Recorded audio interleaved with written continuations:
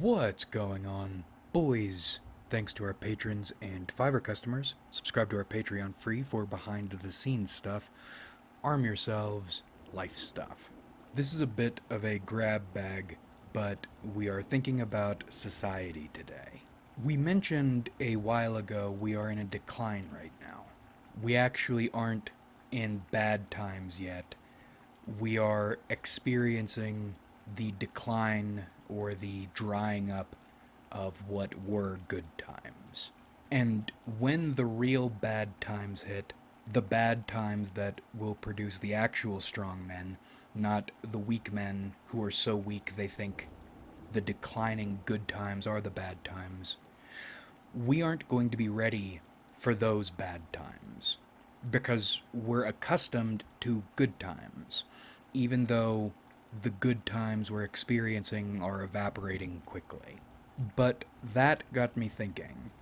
What was the other thing we mentioned in that video, whichever video it was? Some people are racing to the bottom and are getting very sharp. These are people who are in acceptance mode, not in denial mode. But thinking about them, I've noticed something I think is happening in relation to them or because of them. Colin Quinn said mean comedy will never come back. The pendulum is not gonna swing back in the mean direction, but I think that's what we're beginning to see right now. Mean shit, cruel shit, and funny shit without the pretense of trying to posture morally or hiding your meanness or your cruelty under a guise of morality is all making a comeback.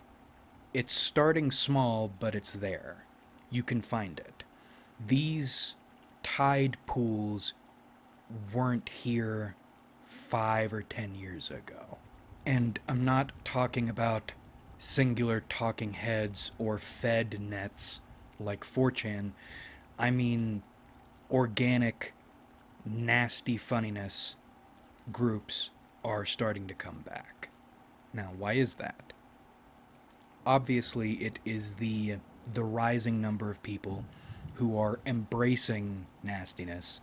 That's what's giving rise to these groups or these sparks of a cultural shift.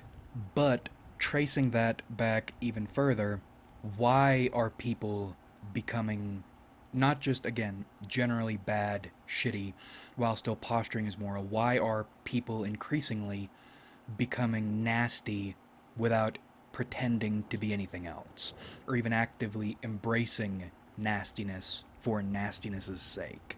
Well, I've been thinking about it, and I think it's because of the decline, but it's not just accepting the decline. I think as the decline or as the cliff steepens, the drop off steepens, more and more people don't have any other options. The it's easy to be a saint in paradise thing. Or with the jackal tapes, you're not a good person, Reuben. You've just never needed to be otherwise. Necessity is forcing people to deal face to face with reality. And reality won't permit false sainthood. We mentioned even more of a while ago the whole SJW thing. They are still around, but what teeth do they have? They don't matter.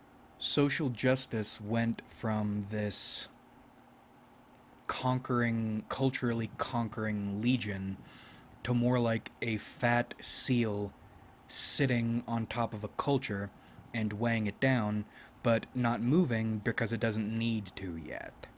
People don't really fight for social justice anymore because the war is won for them, and, go figure, nothing's really changed. Except now, as the decline intensifies, that seal can't sit on culture the way it used to. Circumstance is beginning to unseat that fat thing. You remember when people thought, unironically, holding hands and singing was going to change anything? Now, if you tried to hold hands with someone and sing, they would probably stab you and rob you of everything you have. It's getting pretty cannibalistic and ugly out there. It's not even that people don't have the motivation to pretend to be moral anymore, it's that they don't have the resources to. The people who continue earnestly to delude themselves that there is some justice to fight for and that they are moral for fighting for it are the ones who can afford to. And there are fewer and fewer of them every day as we approach the bad times. So you still have, because we're still in the good times, you still have a bunch of people who are generally bad and self-deluded and posturing morally, but you have an increasing number of people who are embracing evil and are being forced to develop an awareness of reality and their location within it, both on a physical level and on a moral level. And while I'm sure some people have been waiting for this, anticipating this, other people have been forced to undergo this transformation, and although it's happened, they are transformed. Maybe they aren't totally comfortable with it. Or maybe they wish things could be better, although they know right now they can't be. And it's funny because I think you're seeing this transition mostly within millennials and older Zoomers. Because Gen X, well, Gen X is like Fredo. Boomers are comfortable enough, they can afford to be whatever they want to be, and they're on their way out. And younger Zoomers and Gen Alpha haven't experienced the bad times totally yet.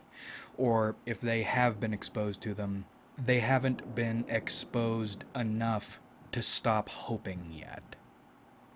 That's going to happen, but it hasn't happened yet.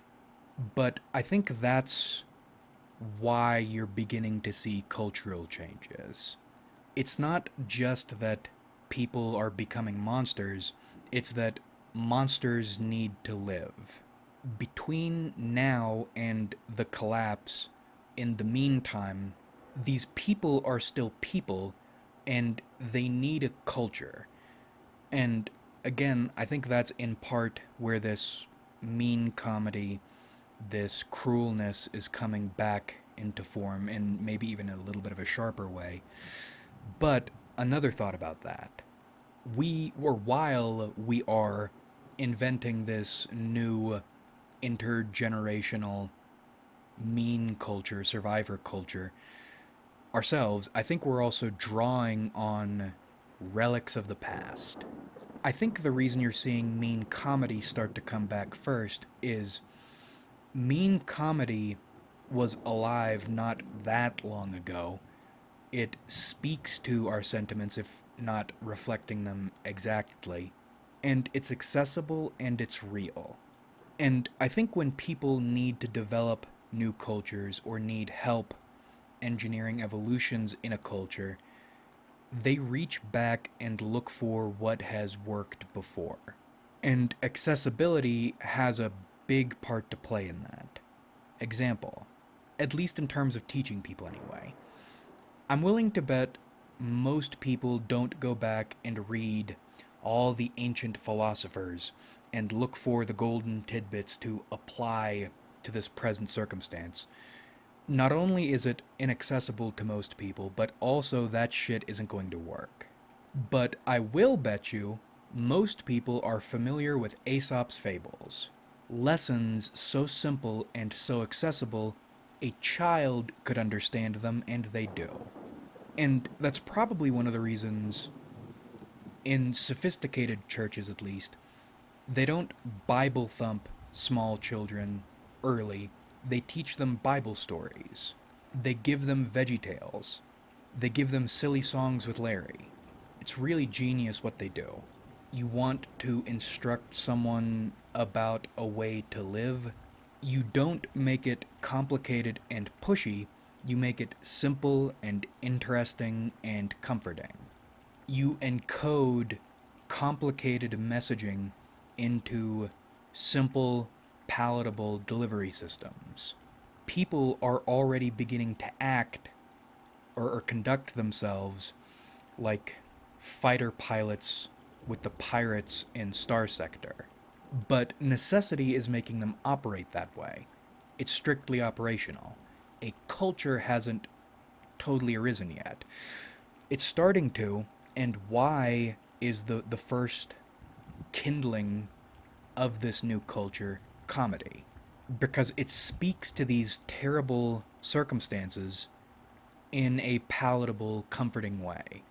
And, some boomers are a fascinating generation. They're either the worst or the best.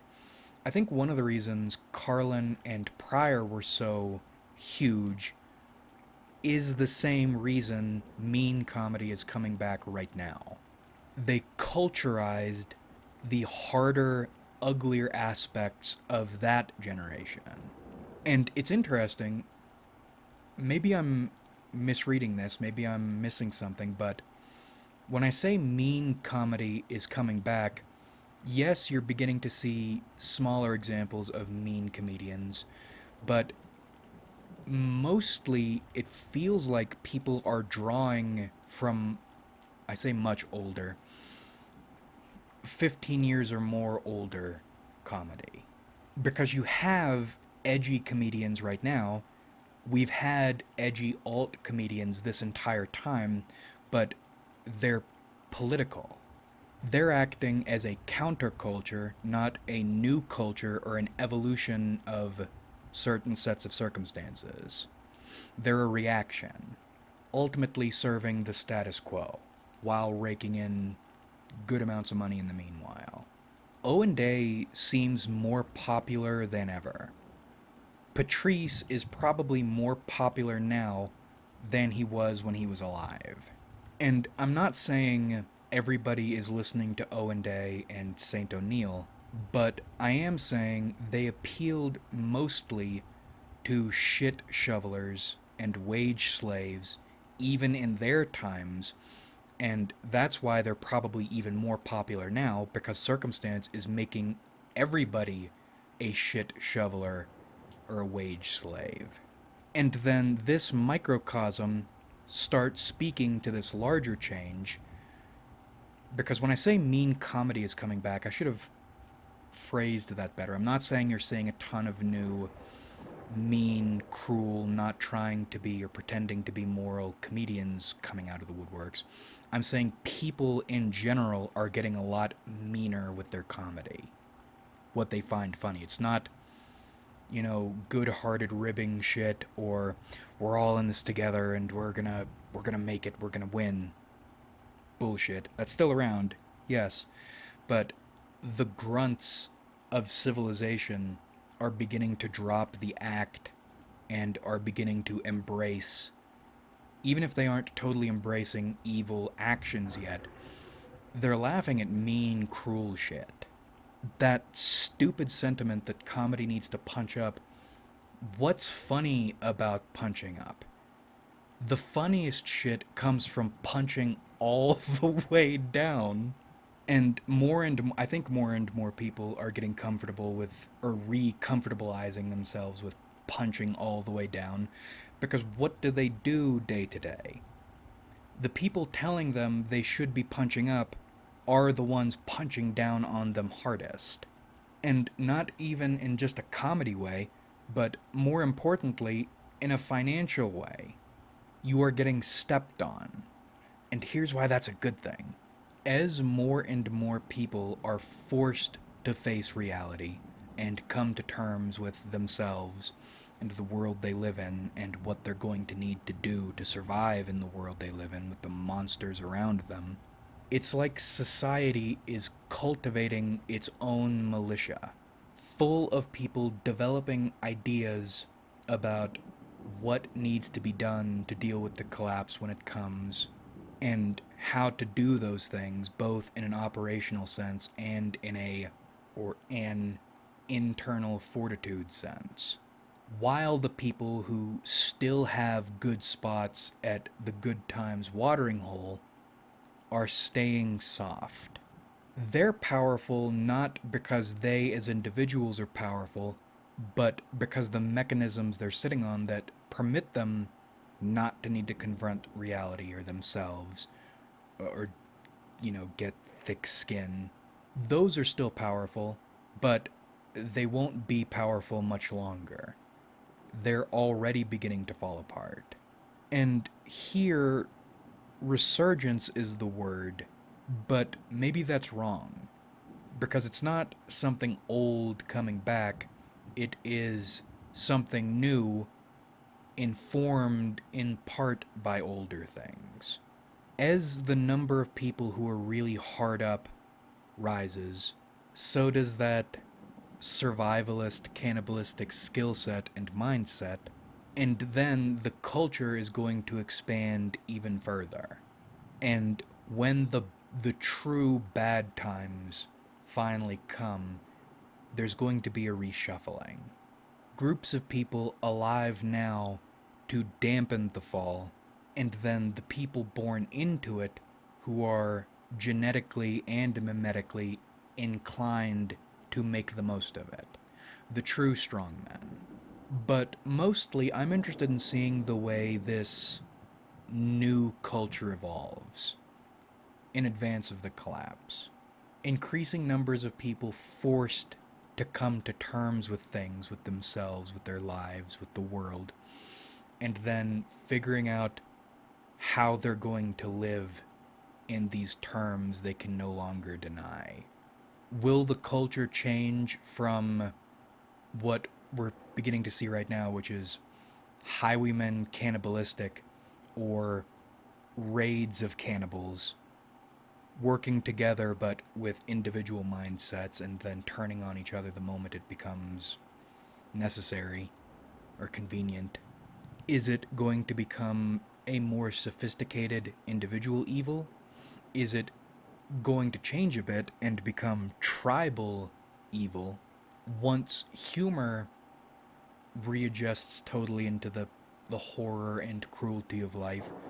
What is going to swing back next or evolve next? We're living in very interesting times, and I'm very excited to see what happens. Now, the last thing I wanted to talk about is semi related. Not directly with this decline and evolution, but more with the idea of the bullshit we've built up falling back and then revealing the truth of what's there, from which we can evolve into something different. Now, we're fascinated with gender on this channel, but we are hedge gender academics. Because I want to clarify something here. I don't think men and women are the same. Gender is a brainwashing so thorough it's difficult to shake out, but the reason I want to see that shaken apart and dissected and understood is because I want to know which differences are biological. And if these things are biological, then why is that the case? And what else can we do, or what other socially constructed things can we construct, maybe better things, based on the truth of what's underneath all the bullshit? As in, with society right now, or circumstances are forcing us to strip ourselves down into what we are, not who we think we are. We are primate survivalists who specialize in ingenuity and got to the top by being really fucked up. We're witnessing a return to form. Or if not a return to form because we never really changed, more a dropping of this masturbatory self-soothing mask. And trying to come to terms with that and then deciding what else we could be. I view gender in a very similar way. What is a man? What is a woman? How does homosexuality factor in? Or how does queerness as a whole factor in?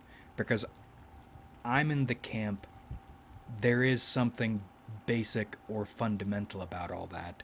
But again, so fucking complicated and distorted, it's hard to get any actual work done. But first, what are we and why are we? What are we in our most basic states? What are our functions? And why do those functions exist? So we can move into, if this whole era didn't work, what else could we be? Based on the truth of what we are. Because I think this is a Bible story. It feels like we built a house, an entire house, on sand, on shitty foundations we didn't totally understand. These back to basics moments, whether they are imposed or sought, I think it's better when they're imposed because then they're realer, but when they're sought, you can get an idea of what's there, so when they're imposed, you don't build on sand again. These moments are good because they allow you to build something more solid. Shit. We weren't going to go into a manic, misto-nastic rant today, but fuck it, here we go. Your land is your soul. Your soil is your blood, and vice versa, because culture is not really a human invention. Culture is like a syrup tap or a sap tap, whatever they're called, drilled into humanity by nature, not the other way around. What is a culture? A culture is a set of inventions or practices developed by humans to survive their environment. You add on to that the ways your environment permits you to enjoy yourself best. That's what your culture is. Well, also you add in the timeline, so you develop how to survive and how to enjoy yourself in a climate. That becomes your history and your culture, but it's just a more abstracted reaction to your environment. You are clay and your environment shapes you. It's not the other way around. And I think that's why first generation immigrants have such trouble integrating with cultures they immigrate to, especially if the environment is different, because they were crafted for one environment, for one culture. Their existence is a reaction to one environment, and then they move to another for which they were not crafted. But then their children and their children's children and so on are forces of nature, because they're both. What makes Americans, North Americans and South Americans, South America's interesting. You know that old Rucka Rucka Ali song? I don't remember the words, but you hear people from Spain speak Spanish, so you think they're brown, but then you go to Spain and everyone is white.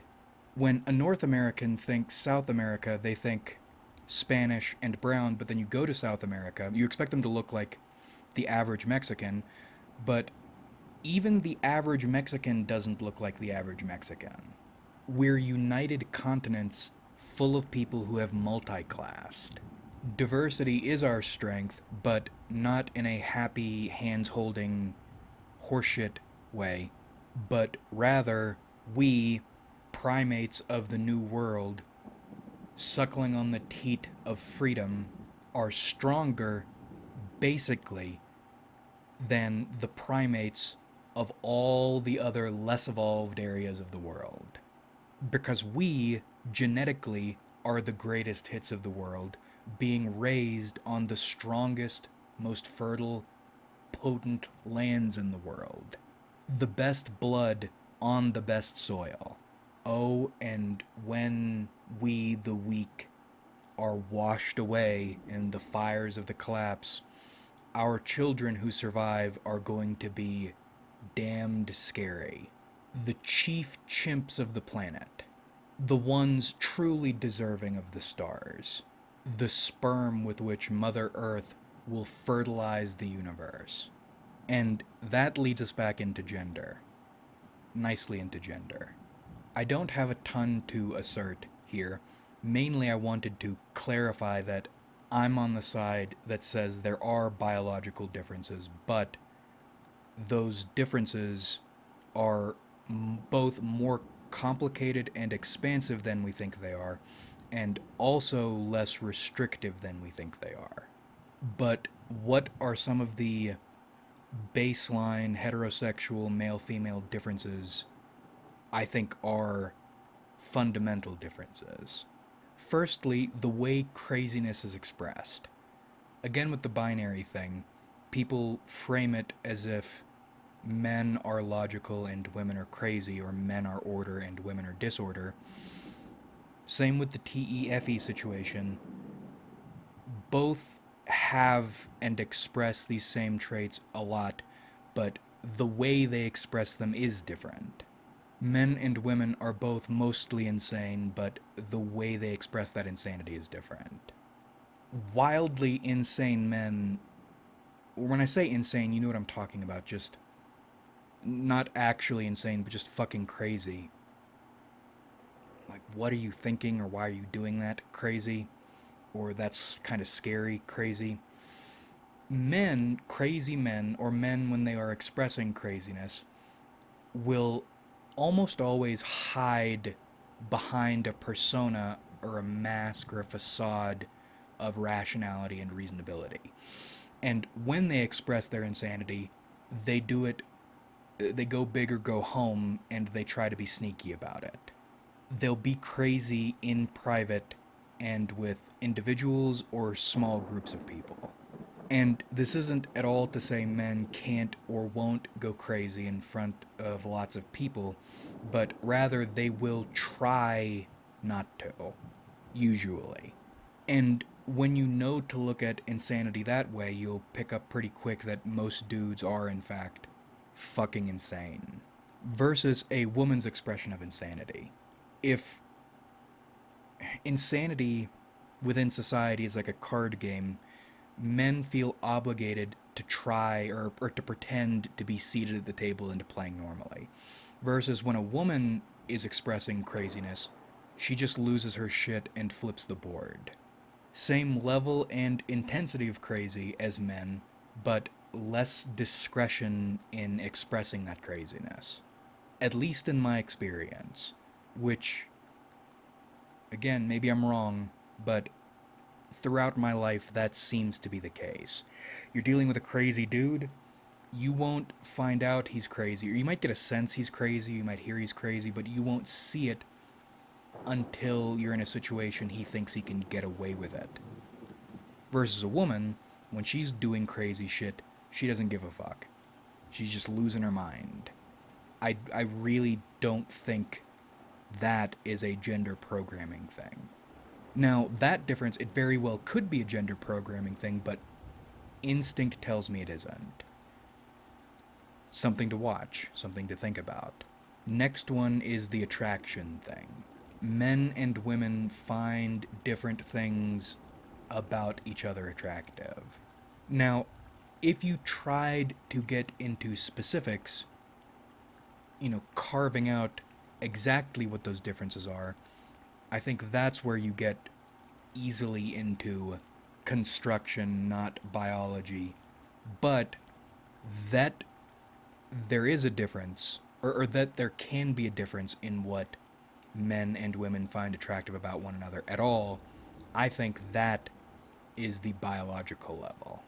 As in, it's not any specific things in those differences, it's that different sorts of things can be slotted into those to serve as differences. If that makes any sense.